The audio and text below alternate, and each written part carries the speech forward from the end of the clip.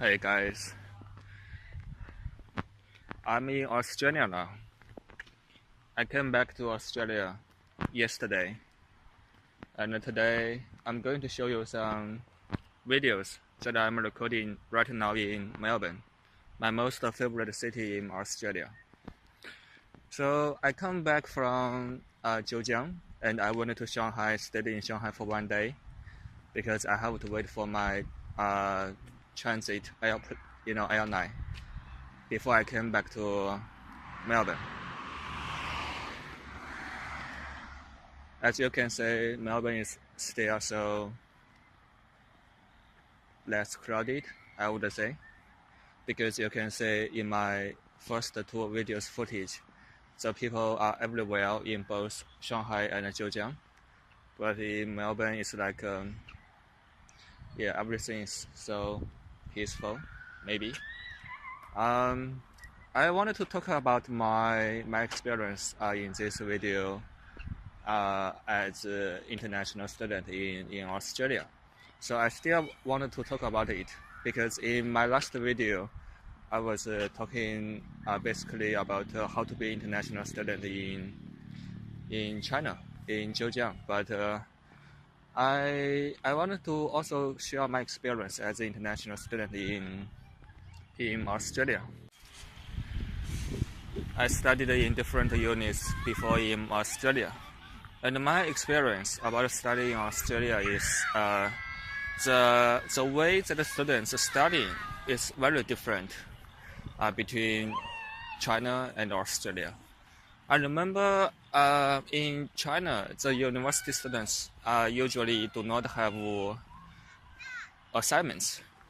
So they study, when they study, they don't have assignments, they don't have due date. They only, for each course, they only got one final exam, and that final exam accounts for 100% of their study. But in Australia, it's like you got 2 or 3 or 4 assignments in the middle of the study, and each of the assignments accounting for only maybe 20% or 30%. So in Australia, it's like you don't use one final exam to decide about your study on this course because you're being assessed in different assignments. So I do feel studying in Australia takes much more efforts compared with the study in China.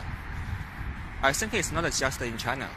In Eastern Asian countries like China, Japan, because also Korea, the units use one final exam to assess the students' study. I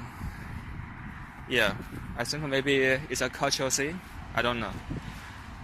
So also, the way that the students behave in class, in lecture are very different. I think in Asian students do not like to asking questions. It doesn't matter if it is in tertiary education, in uni or in high school.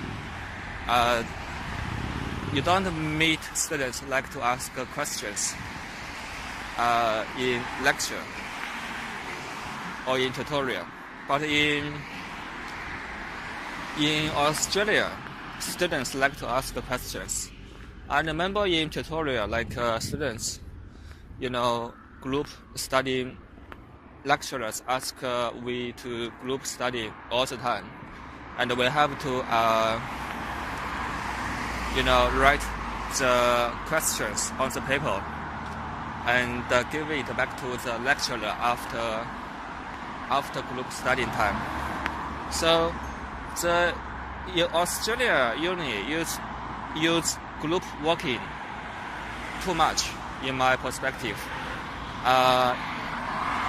So this is quite different from Asian units.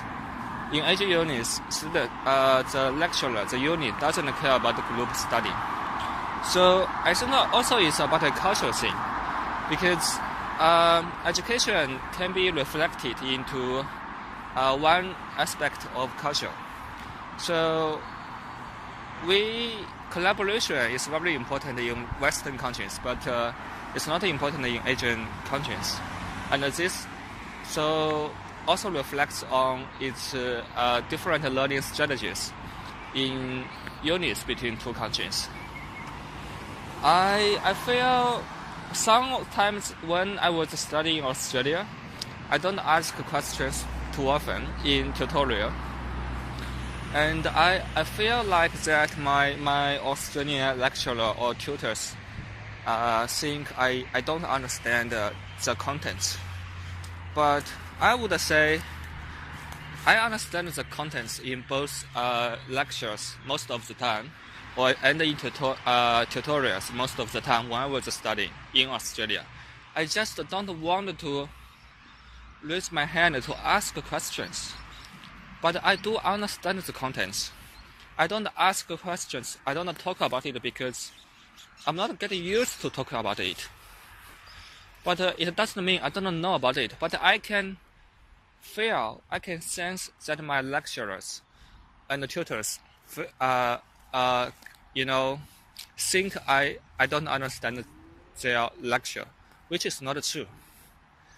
I think it's because cultural difference. And yeah, I also wanted to talk about sometimes I feel even though Australia is a multicultural society, but a lot of many Australians don't have enough sensitivity towards people from different cultural background. Yeah, and it happens from time to time in my past years in Australia.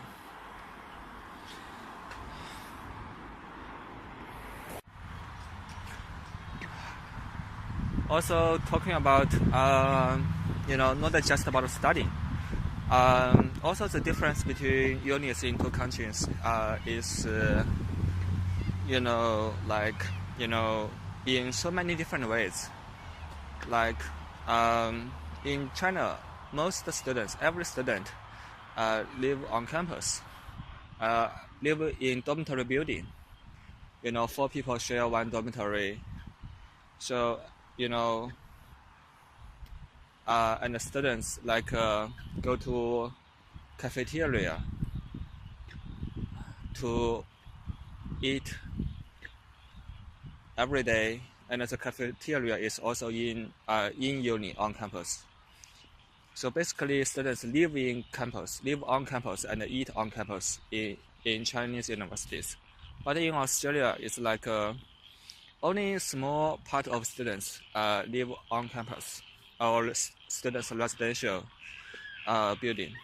Most of the students live outside campus.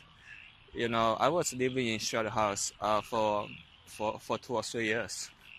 I didn't live on campus because firstly it's expensive to live on campus, and secondly I get more freedom to live in shared house. So everything in Australian uni is very flexible. You get flexible options about your accommodation. So you can choose to live on campus, or you can choose to live outside of campus. And also you can, also in terms of, your dining, dining options, it's more flexible. You can eat everywhere. But in China, students have to go to, not have to, but most of students go to eat on campus, and they have a specific, account card that they can use for payment, in uni campus cafeteria when they study in Chinese universities. So, and also in terms of the program flexibility, Australia also has programs is much more flexible, and students can switch majors very easily in Australian uni. And credit points, Australian unis use credit points, like a transfer from credit points from one major to another major, from one program across programs in different institutes within uni. It's very easy. So basically, students in Australia can can choose what they like to study. So this is different from students in Chinese universities.